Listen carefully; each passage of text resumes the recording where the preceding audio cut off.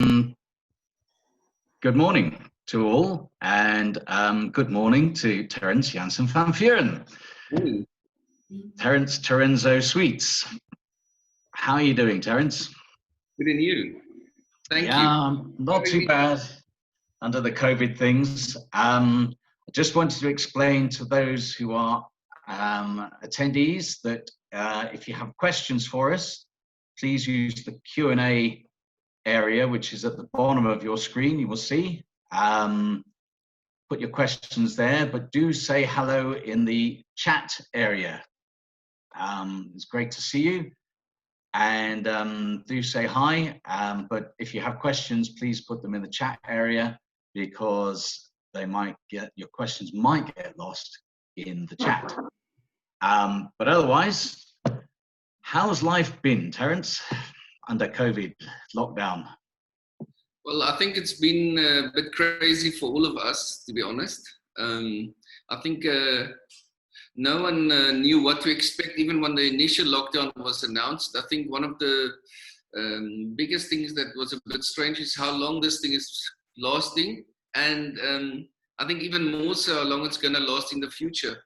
I think if everybody was locked down in the whole world for, say, 3 weeks, and after 3 weeks we all went back, it would have been one thing, but what we're going through now is really tough. I mean, obviously, our industry has been knocked especially hard, even with all the noise that we're making and effort and energy that we're putting in with the court cases and letters and communication to the government. We're still not allowed to work, and that's been especially tough, for all of us. Yeah, it's very frustrating, and at least now we can buy a beer. But the lockdown, I think, has not been fun for anybody. I don't know for how long, so I think you better stock up, Phil. Thank you for that. Yeah, well, with holding thumbs. But how have you been occupying yourself during lockdown? Have you been working, as in trying to prep for unlocking, that sort of thing?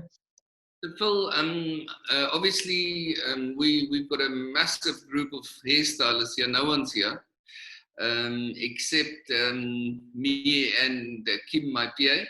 We are every day. We signing leases and contracts. We're communicating to our hairdressers. We're communicating to our salon owners. We've been constantly busy, and obviously I've been doing a lot of webinars and seminars and stuff like that. And I've been very, very active, very proactive, and we, in fact, it's not just anxiousness and stress for me. It's also, I think, if you can get your mind in a mindset of positivity, and I'm like excited about the future, because I think you can easily get yourself to fall in a negative space, and then it's very difficult to get out of there, because then everything in and around your head and your mindset becomes negative. And rightly so, it would be easy to do that, but you actually got the power to get your mind in a positive space, and that's what I've sort of forced myself into, those spaces, and then it becomes real. So we're very actively and proactively working on when we're coming back. So I think what's happened a lot with stylists, salon owners, rented hairdressers, all the different type of head people, and even the beauty industry has been focusing on what's happening now. So a lot of people are having tea with their clients and stuff like that, and some people are just can't do much. But what we're doing is we're focusing on, when we get back, what are we going to do? How are we going to operate? What is going to be our new business? Because we're certainly not coming back to the same business that we were in when we left. Yeah. And I think that's important for hairdressers to know, and salon owners and everybody, the manufacturers, the people that supply us with products, people that supply us with services, even the software companies that work with us, you guys. I think it's important for everybody in the industry. It doesn't matter what your part in the industry is to know that we're coming back to something completely new. And to me, it's not just all negative. Yeah. The way I look at it is like, it's nearly as if someone pressed the skip forward in old language, fast forward. Old language. Old language. Fast forward, or if you under 30 skip forward for the last 4 years, you would probably be where we are going to be now anyway when we get back.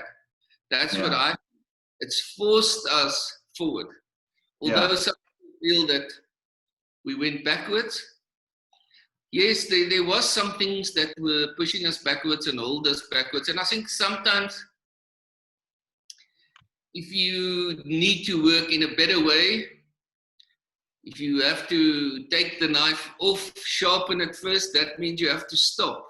But it's actually better than ever before when you start again.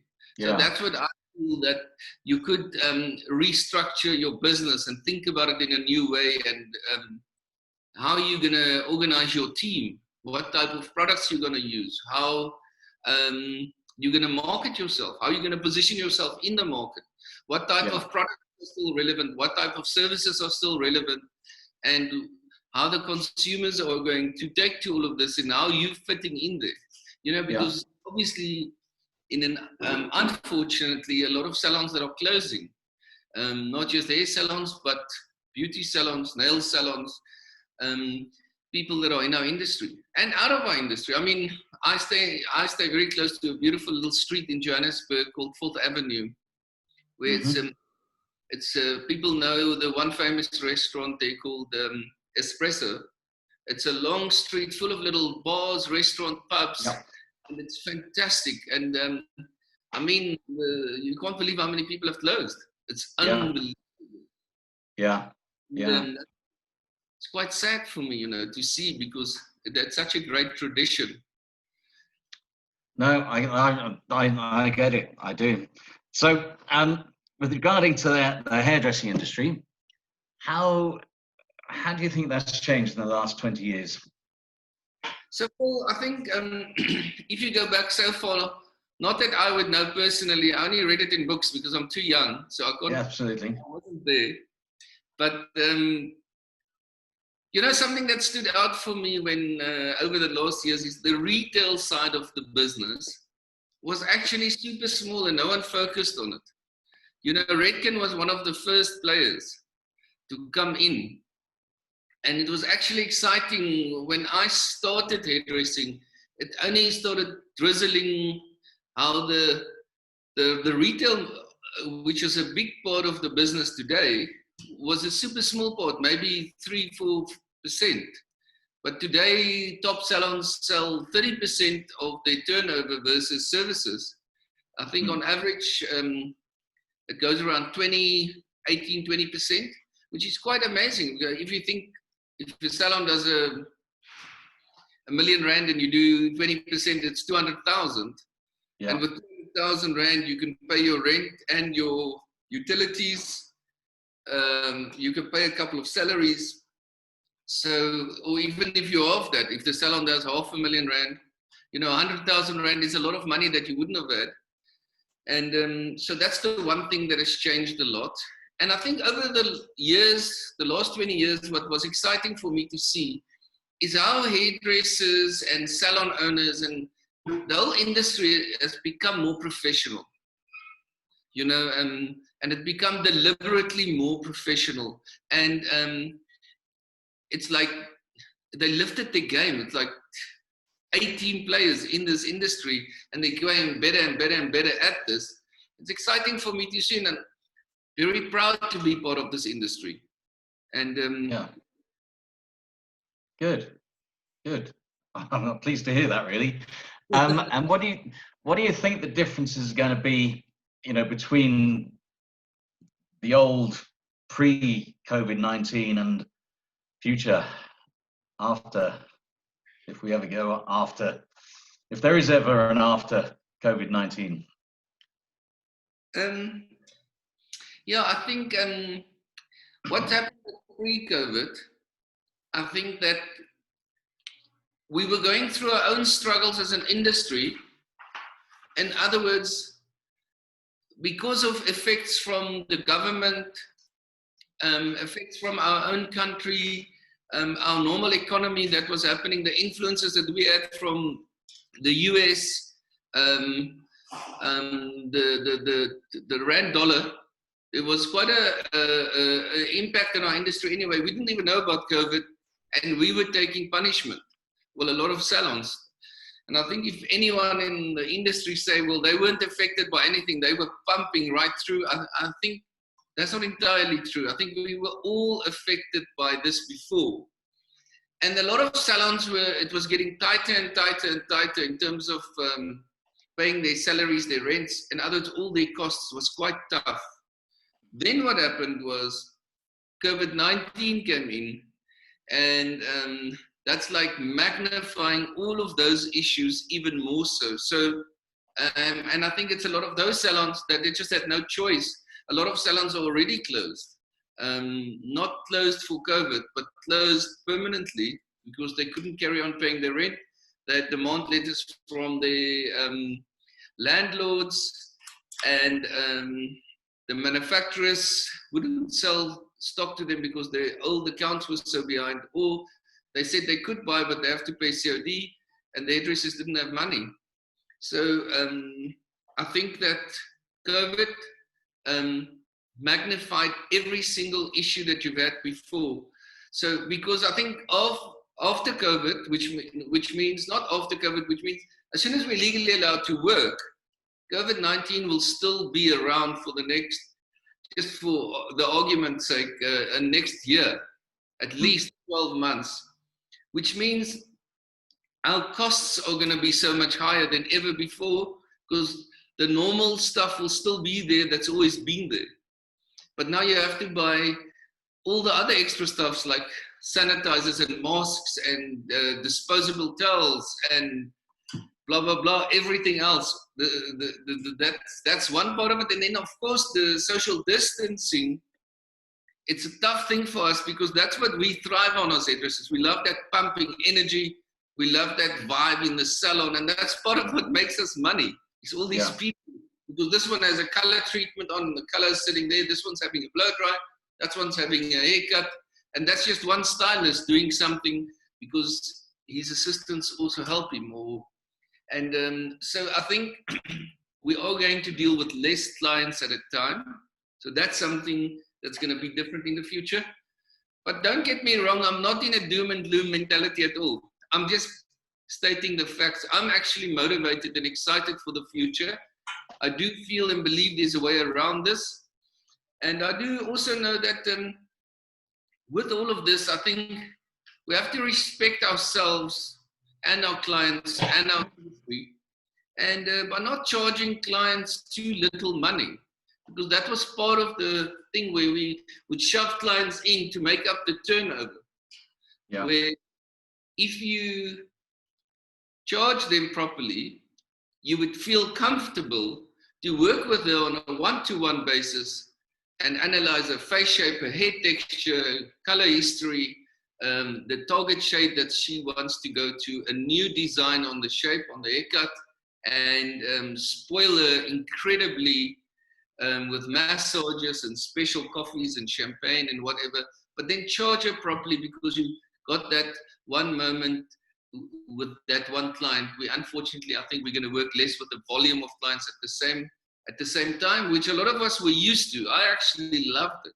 I love doing a haircut. Yeah, my assistant does the blow dry there. The other one's having a global application. Then I jump from there and I do a creative color application, and then everybody just shifts around. It was exciting. I think that's going to change.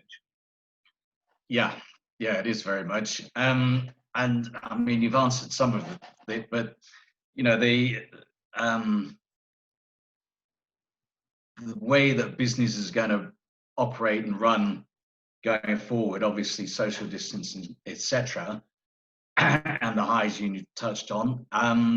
Other things that you think might be relevant, you know, in the marketing and that kind of thing, maybe? There was some salons that didn't work on appointment, and I think they're going to have to work on appointment. firstly, because you can't just rock up anymore. Like I was one of the salons that introduced appointments 100 years ago. I loved it because it was quite unique, special, and you sort of look at your client's information before she arrives. You sort of make plans. You sort of pre-plan her visit, and it becomes very special to her. It's not just in and out. But I think that's going to become even more relevant than ever before, because someone else can't just pop in.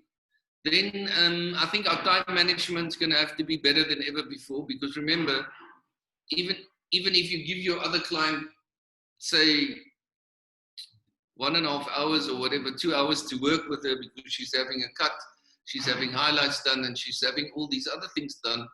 Yeah. They have to be finished before your next client comes in, probably. I'm not saying that they're going to exclusively allow one client, but they will probably allow a certain amount of people. So if there's more than one stylist, that stylist also have one client. Now, the problem is how we started overlapping clients. And I think that's going to be an issue. To answer your question even further, even if government doesn't tell us, hairdressing industry, you're not allowed to have X amount of clients, more than X amount of clients in your salon, the consumer is going to insist on more exclusive, more to be more isolated than before. The consumer is going to demand this. The consumer is going to demand all these things that I spoke about: the sanitizing, the masks, all of these type of things. Not just the sanitizing bottle in the front, but your salon needs to be, clean and sanitized properly. And I think what a lot of salons are going to do is they would maybe video themselves doing this, post it online. I think as an industry, we are quite good at this, generally. It's one of the things we were taught when we were youngsters, how to do the combs and the salons and the floors. I mean, obviously there's an exception to the rule with every industry, but generally speaking, generally speaking, we are good at this. And what I think we should do as an industry is take one person and make them exclusively or solely responsible for that part of the business. And then it's not a general thing where this one touches here and that one leaves there. Give one person the responsibility of doing it, maybe a certain amount of times per day, and that would be important. Yes. Yeah, because you mentioned earlier about salons need to perhaps increase their prices and be paid more of what they're worth. Obviously, to manage those kinds of the management of the hygiene, etc., is going to cost more as well. So I think clients are going to have to accept that prices will go up, unfortunately. I think what we're discussing now is something that I feel is in the minds of the hairdressers the opposite.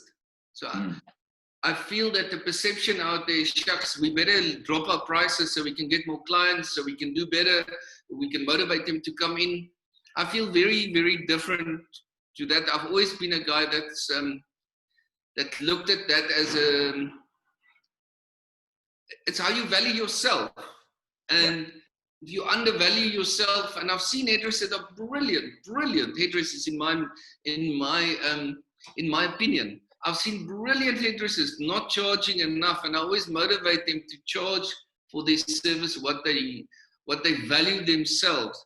If you don't want to go up in your prices, I do understand, but don't drop your prices, because I hear a lot of this for hairdressers to drop. And even those hairdressers that are having tea at the clients, I'm saying to those hairdressers, even in this term, don't drop your prices at all. Yeah. If you don't want to charge an extra fee to go and have the tea, at least you must respect yourself. And you know what happens?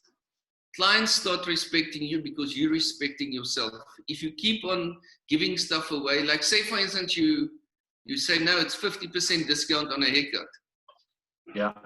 Without a client verbalizing it, in her mind, she does also position that haircut. Maybe there's something not so great about it, because why is he just giving it away? One must value yourself, your work, and the people around you will value it. And Yeah. so it's sort of a repeat what I'm saying, but I think it's important. I think we are going to have to charge properly to take one client and feel good about it, not be stressed because we're not seeing enough clients. So Sure. if you're seeing 15 clients for the day, maybe now you can see 8 or 9. But then Yeah. if you charge correctly, you spend enough time, you can look at the hair texture. Maybe there's a specialized treatment that you would need, or maybe it's not just a global application in color. You can do technique color. And talking about that, Phil, I think that's also another subject that we need to discuss is this color, because Okay. obviously the industry has started selling color to the clients to do home applications. So that's I got that. the hairdressers that are having tea. I'm talking about hairdressers that have been selling color. And I'm not saying anything's wrong or right in life. I mean, we all do what we need to do. And I do believe the hairdressers had to do this to get through this. I mean, 1 or 2 people have were dead against it, which I understood and accepted. But the hairdressers that were selling color kits. So one of the things I think, besides the fact that you were making money and you were ticking over, I think you were also teaching your client, look, this is possible. And you must remember, if you go back to the client's mentality, where is she at? She's at a place where her husband and herself are also going through a tighter spot, because maybe their industry is also closed, or if their industry is not closed, they're making less money, so they naturally become tighter. So now she's I'm either going to keep on buying my color from hairdresser Joe Soap, or I might even go to the chemist and buy a high-end color that I can use on my roots. So what I'm saying is, when we get back to our salons, we're going to have to sit with clients and have a positive, motivated, excited, powerful consultation that allows you to sell a color in a more creative way. So yes, if you want to do a roots because you want to cover the gray, that's one thing. But maybe there's some interesting application that you want to do to create a something more interesting, something more creative, where you have to apply it, which would be something that you would never be able to do. And in this way, you'll get it back as a client, not just for a roots, but also for a creative application where you do partial coloring. Maybe you make it slightly lighter to frame the face, or something darker through the base, or whatever you need to do to give it that interesting feel, so that it's something that's too creative for her to repeat. Yeah. But she's there anyway now for a creative color, for a cut and styling, and for a conditioning treatment. She might as well do her roots. And I think so we're going to have a slightly different angle with our clients, instead of just purely doing the haircut and doing the way we normally did it. I mean, these are the oldest things, like you were saying, what happened in the last 20 years. I often have a lot of people in the industry that I know, like a lot. I go into salons and I speak to hairdressers. I often see clients just go to the basin still after all these years. So I think now more than ever, that consultation is going to be crucial to the survival of your business, not whether you're going to make more or less money. To the survival of your business. I think we all have to pull something here out of that that's going to have to be special, because I feel clients are going to be reluctant to spend. It sounds like I'm contradicting myself, but if you listen carefully, I'm not. What I'm saying is, let me put it in restaurant terms. A client used to go to the restaurant for maybe once, twice a week and spend money. Now, feels like she wants to spend less money. She's only going twice a week or twice a month. In other words, maybe 1 week, skip a week and go again. But those 2 times, she also doesn't mind spending, but she wants to ensure that it was a brilliant service, brilliant food, that it was fantastic. And that's why, but she still does it less. And I think it's going to be the same way in hairdressing. People are going to expect a very, very high quality hairdressing, with brilliant service, with something unique, like I'm talking about the color applications, the quality of the color, the quality of the treatments, the quality of your haircut even, to be very much in mind with what the clients are expecting of you, instead of saying, shit, I need money, I'm stressed, let me cut everybody quickly and get them out so I can get more in. I think that's going to be the wrong vibe. And that's going to often be what one naturally would think you should do. It's just quickly so we can do more, so we can make more money. But I think, in my personal opinion, that's not the right approach. Yeah, it's offering that higher level of service, isn't it? That from, as you say, the consultation at first to the cups of coffee and all that, making it a special visit. That I think you're right, it's got to be so important. Yeah. How do you think that this is affecting or going to affect salons in places like shopping centres or street level, and obviously the home-based ones? Well, first of all, I think it's going to be tough for shopping centres for different reasons. I think firstly, the rentals are extremely high in normal shopping centres. Like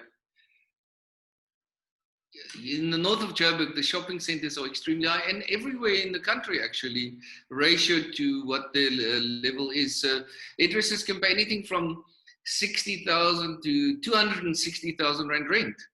I know of a specific salon that pays 220,000 rand rent. I know personally that they pay every month. So you can imagine how much turnover they have to produce to be able to pay that rent. But now I think the shopping centers are going to be quieter, and they are already quieter, although a lot of shops are closed. But I even believe one that's open purely from a social distancing point of view. And people are scared of contracting the virus. Let's just say it as it is.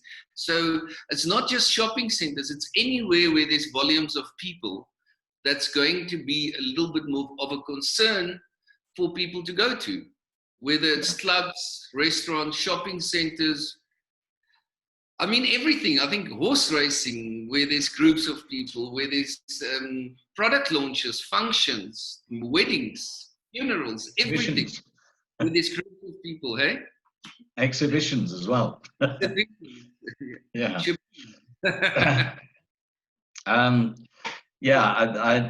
I suppose the problem is that because the salons are going to have to reduce the number of chairs, they've got to find the additional turnover that the chairs they've lost would have made up, which is going to be a big... I think the expectation is going to be high, nearly too high for shopping center salons, because, you know, if you take every second chair out to create that distance, I think that it's not productive enough to cover all the expenses, the staff, the rental, your communal costs, and everything else to sustain the salon. And I think people have realized that. And the shopping center owner certainly cannot drop your rent by 50%. They can maybe communicate to give you a small little discount maybe, or maybe say to you, you won't have an increase in the next year or two. But certainly not going to give you a 50% discount, because all they do rather is take the salon out and put a clothing store in that can afford it. Remember, I'm talking from their point of view. This is not my point of view.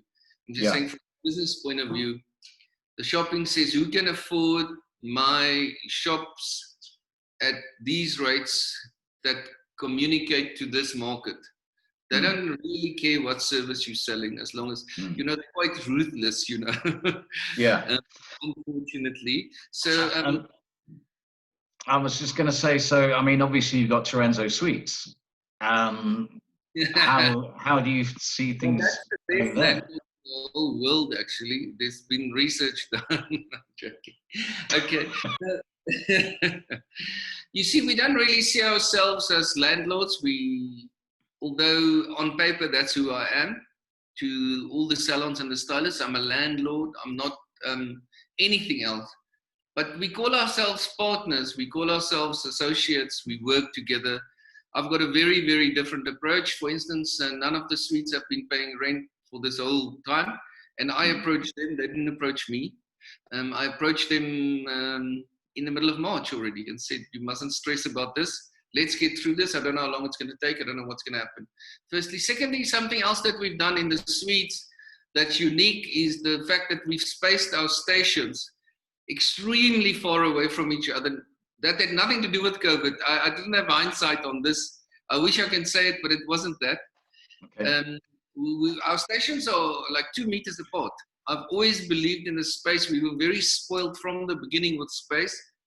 So if you think of so I'll tell you where my mentality came from. If it wasn't from COVID, where does it come from then? Why position the stations like this? So this is the thought. If you travel overseas and you buy an economy ticket, the seats are like tight like this, and it's quite stressful to sit so close to people, and it's not really nice. They breathe and they eat, and it's not cool. But to business class, even more spacious, further away. When you go to first class, a lot of space. You can even lie flat. You can lie 180 degrees. You won't touch anyone. The person next to you, it's very, very far away. And that is the epitome of luxury, is space. And we sell ourselves as a luxury platform for hairdressers to work, where their clients can enjoy the luxury space. And in this way, they can actually charge their clients maybe a little bit more, like the seat on the aeroplane. So that's where it came from, because clients come to us. It's a very classy, upmarket situation for both the clients, the hairdressers, for everybody. The area that we're in between Sandton and Hyde Park, Rosebank. So the client could even have a conversation with their stylist in a nice way, without the other client hearing every single word, for instance. Yeah. You know, sometimes the one hairdresser is blow drying and they blow the guy next to him away. So for all those reasons, I separated. And then lastly, why I did it like this was, so when a hairdresser, or say the salon's full with each chair, it still looks spacious and empty, and it doesn't feel like everybody's squished up into this little thing. So I've made the ceilings extremely high. I used a lot of natural light coming in, and spaced the chairs very far away. So you've got that luxury, open, natural air, spaced feeling. And both hairdressers and clients love it. Good, good. I'm glad to hear that. So you're already prepared for social distancing. Yes, I think they might ask us anyway, whether our chairs are 2 meters apart or not. They might ask us to do screens in between each station. And what I've decided to do was to do stands that are not drilled into the wall or anything that you're damaging. If you just think of a standing like that with the legs on the floor in between the clients, in between the chairs, where those screens, because I feel whether it's a year, whether it's 1.5 years, hopefully not 2 years, you're going to eventually remove that screen. Yeah. And then you're sitting with holes in your floor and in your wall that you have to now fix. I'm very motivated and positive that this thing's going to go away. It has to go away, eventually. Yeah. But also, I think if it doesn't go away, people will just adjust, and the fear factor that people are living under at the moment will fade, because, like other things that have affected mankind forever, we get used to it, and it becomes the new normal to, I've already seen the fear dropped a lot. I mean, I see people without masks and stuff all over, and some people are super paranoid and some people are over relaxed. And I think it's each guy to their own. As long as when you're relaxed, you're not putting other people at risk. Yeah. If you want to be relaxed for yourself, I think that's cool. But we have to respect each other. Yeah. But generally, I think for shopping center hairdressers, which is a huge part of our industry, and I mean, I've got friends that own huge groups of salons that I speak to on a daily basis, and we've got quite a different viewpoint, which is quite amazing. And we mates, we go for coffee, we go for drinks, and we always chat about these things. And I think sometimes that's why people are attracted to each other is because of how differently they think.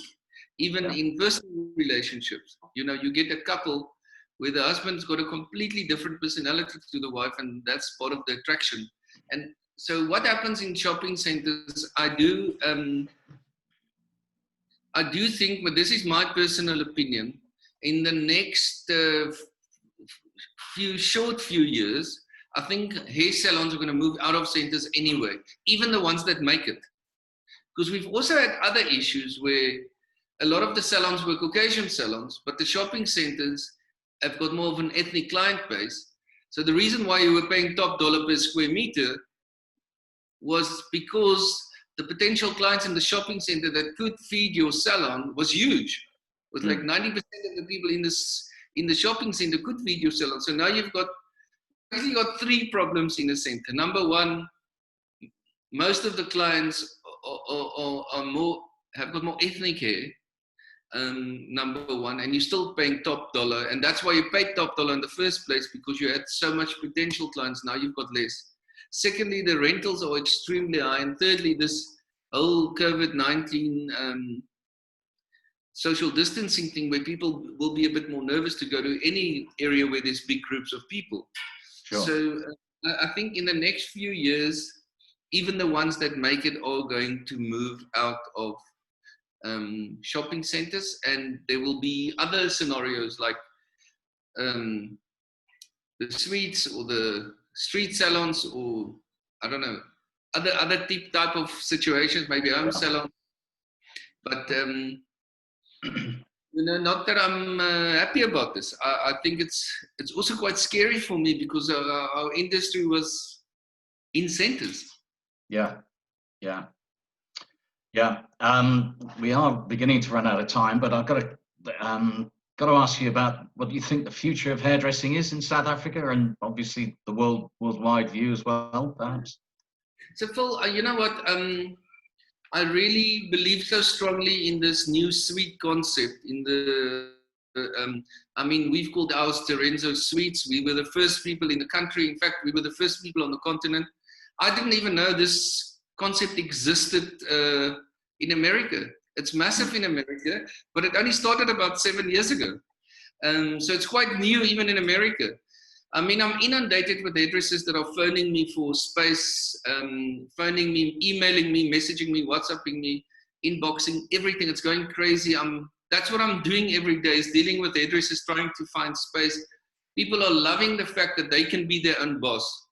You know, I think there's a slight misperception between what is rented chair and what is the suite concept. Renting your own salon is very, very different. This is a full lockable salon with every single thing that you would possibly need in your business to use. Your own stations, your own basin, your own kitchen, your own retail space, your own reception. It's basically, think of a shopping center.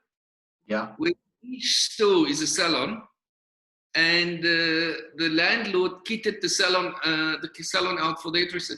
So you don't have the upfront costs of kitting out your salon. You don't have to do shop fitting whatsoever. There's nothing, everything 100% in place. I mean, I even go as far as I buy the fridge and the coffee machine and the music system, even the little milk frother. I buy everything. You literally walk in with your scissor, your hairdryer. You've got a great business. All you need is a little credit card machine. Obviously, you need a client base. That's the thing. If you've got clients, this is a brilliant, brilliant way. Hairdressers are earning much more money in this way, and they love it. They love also the fact that they've got their own working hours. Yeah. They can come and go as they wish. They can employ anyone that they want to employ. We are against rent-a chair, though, because we really don't believe that is going to be it doesn't create a future for the individual stylist, because it's you take a little step up because you earn a little bit more money, but then you're stuck. Yeah. Whereas in this regard, you can really flourish and grow your own business. And something else we promote very much so is that the hairdressers have their own brands. So each suite is a completely different salon with a completely private access, private basin, private reception, your own branding. So if you go onto social media on your Instagram, it's your brand. It's not the Terence Suite. Yeah. In fact, we've been so inundated now. I'm busy with another building as we speak, literally. Okay. Good. We've started doing another building because, and what I've decided to do is going a slightly more accessible. So it's a better rate for it. So it's even, so it's a better price. But obviously, there's certain things that you would have extra in the one building that cost a little bit more. Certain things that there would be less access, for instance, to stock and stuff like that. Yeah. But I must say, when I speak to the hairdressers, they go completely nuts. They love the situation. And I can see how they grow. They become more professional. They go on more hairdressing courses. They, from their dress code to their consultations to everything that I've always taught hairdressers, they're doing now overnight for themselves. And that's quite exciting to see, because I believe in this regard, it's going to actually grow the industry. Okay. Because people are not motivated by fear, because the boss tells them what to do. They're motivated because they're excited about their own careers, about their businesses, about their own lives, about their own livelihood. They want to also make more money, which makes their personal life easier, you know. Yeah, got it. Okay, it's been really good to talk to you, Terence. I just wonder, do we have any questions from anybody in the our audience? Is there anybody? Stephen Kavanagh agrees with you about the prices, by the way. Good, thank you. Just make sure you don't. But no, it would appear no questions. I'm going to give a free salon to the one with the best question. So it's not happening. No, it's not happening. Oh well. Touch on. Yeah. With these hairdressers that are having tea with their clients, I think. Oh yes. Partly why our business, the suite concept, it's literally exploded from. I can't deal with everybody. So there's such a demand. Hairdressers are obviously realizing what's going on. Yeah. You know, because it was a new concept, it took a bit of time, you know. I mean, we were full throughout this last year. We've been open for a year. We've been full. But now we're even more inundated. I had to build more. So it opened up a few suites. And that now is completely full. So we've got hairdressers from all the different brands. And I promote their brands. But the point that I was trying to make, these hairdressers that are having tea at their clients, they're also realizing, you know, I actually can do this for myself. And look how little I'm doing, and I'm doing quite well. So I think there's going to be a plus and a minus in there, because a lot of these hairdressers also, you know, it might be okay for now, but to do this for the rest of your life, it's really horrible to drive to different places, and you know, it's not a professional environment, and you get sick of it, and you know. But there was still a little light that went on to say, shit, you know, I can do this for myself, and I can do well, and I can support myself, and this is possible. Because it's quite scary to take that step into an entrepreneurial mind from someone that was commission-based, you know. Yeah. We've had commission-based hairdressers coming in to take their own suites. We've had rent-a-chair hairdressers coming in. We've even have salon owners coming in that say to themselves, so this is an important point, Phil. Some salon owners say, listen, I do produce about 600,000 Rand a month, or 500,000 as a turnover. However, I'm left with nothing because I pay a huge amount of rent. I pay all the staff salaries. I pay the receptionists, the cleaners, and all these people, the apprentices, the maintenance of the inside of the salon. I have to pay the bargaining councils and all my insurances. So these costs just don't stop.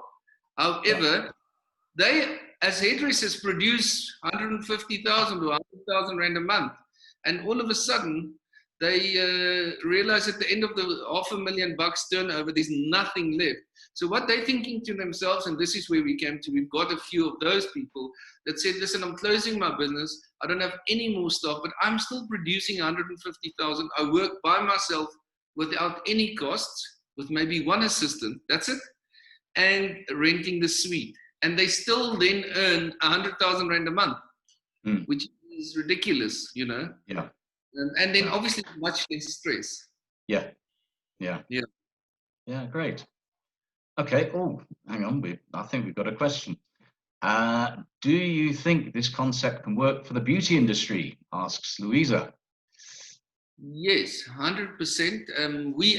I do that as well. It's just that I don't speak about it often.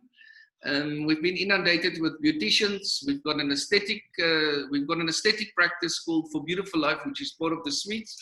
My wife is actually an aesthetic doctor, and I do the same concept with the beauty industry. I've got nail technicians, I've got aesthetic therapists, I've got makeup artists. So I do it for the whole beauty industry. This is not exclusive to hairdressing. I don't know why I always just focus on hairdressing. I think if you cut this vein, there's hair color popping out. If you cut this vein, something else pops out. But I'm purely a hairdresser. But we do it for the beauty industry, and they're actually loving it, and they're doing extremely well. The nail technicians are doing well. The therapists, the doctors, they're doing well. We've got 2 doctors now, and they're busy. Unfortunately, the medical industry was allowed to work. Okay, yeah. And then Maria is asking, how much do you charge for your suites? Yeah, that's difficult because there's so many different size spaces with benefits that you can have and not have. But I mean, it starts anything from 13,000 to 23, depending on what you're getting. But all my owners of businesses are making money, and all of them are loving it. And I sit and discuss it with them. I speak to them about this. I help them negotiate with me, with this manufacturers, with everybody. Because if you've ever read a book from Stephen Covey, it will tell you it must always be a win-win. Because as soon as the one person does extremely well, the relationship won't last. So someone might come to me and say to me, Tia, I would like to do this and that. And I look at their business for them. Although I'm the landlord, I would say to them, it doesn't look like you're going to do well. I don't suggest you do this. I think you must do X, Y, and Z. So I've got a lot of hairdressers that consult with me anyway, whether they take this position or not. So I don't take people on and know in my head 3-4 months down the line they're going to be out, because that's useless for me. It makes me look bad as well. But I love the beauty industry. I mean, we into everything. I mean, my wife does Botox, fillers, we do chemical peels, we do facials, massaging, nails. I love the beauty industry. That's what we do. Cool. Well, I've posted your email address, I hope you don't mind, on the chat. So if anybody wants to contact you, they can I give a WhatsApp number to you? Yeah, pop it on the chat. The WhatsApp number is 083. Hang on, sorry. 083. Yeah. 602. Yep. 67. Yep. 82. So it's not just a WhatsApp number. Anyone can phone me on this number as well. My PA will answer, but she will put me through. And if anyone wants to chat to me confidentially, 100%, I get a lot of calls every day from a lot of people. I'm a professional. I know how to deal with this. Yeah. Okay. Well, Maria's asked another question about decor and things, but I think she can give you a call because you do change the decor, if I remember rightly, for so each salon has an individuality. Can I just touch on the decor? Yeah, go on. So what we do for the salons, we put a certain decor together, but with chatting to me, you can actually either change the decor or add to it, because we want each hairdresser to give it their own feel. So on the beauty section, even more so, I allow people to make it their own, to bring their own feel in. Obviously, we've got a very, very high-end client base. So we can't have it to be in any way kitsch or low class. So everything needs to be very upmarket, very classy, very clean. Yeah. Yet we do allow people to bring their own feeling into the different suites. Great. Okay. Thank you, Terence, for that. It's been a very interesting talk. I've enjoyed our conversation. Thanks, Phil. And hopefully sometime soon we can meet for a beer instead of a Zoom chat. But in the meantime, thanks for your time. Thank you so much, Phil. All the best, and thanks for what you guys are doing for the industry. It's remarkable, and you know, it's I think it's people like you that gets us all together, and we can communicate, and you're getting the information out there and the education. And if it wasn't for these platforms that you are presenting or giving to us, we wouldn't be able to do this. So I wanted to say thank you for you guys. Well, thank you for that, and great. We'll chat again soon. Awesome. Thanks, Phil. Okay. Cheers. Thanks everybody for attending. Thank you. Bye-bye. Bye.